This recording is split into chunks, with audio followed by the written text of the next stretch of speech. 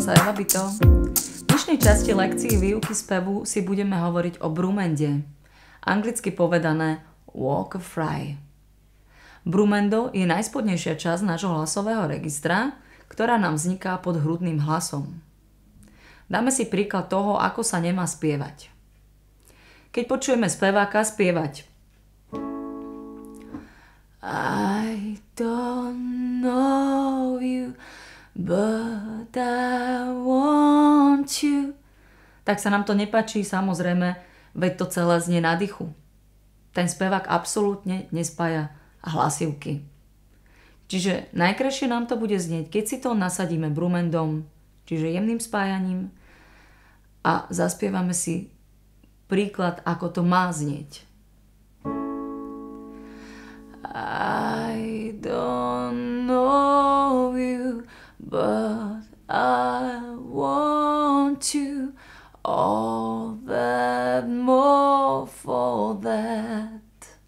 Ako nám vzniká brumendo? Čiste spájanie hlasiviek, tak ako keď rozprávam. Nebudem sa snažiť tam dávať príliš veľa dychu a takmer žiadny tlak. Je to úplne bez tlaku. Takže si to dajme do cvičenia a môžete kľudne spievať so mňou. Vytvárame brumendo.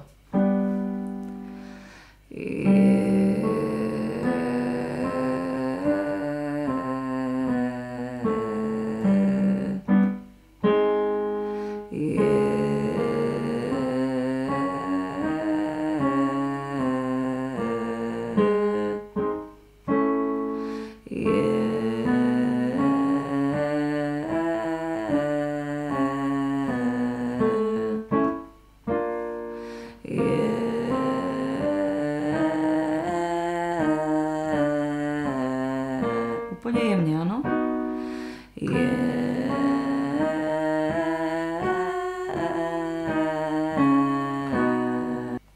Takže sme si povedali, čo je to brumendo a ako nám vzniká. S brumendom môžeme spievať v celom našom rozsahu. Takže cvičte, spievajte, prajem vám krásny deň.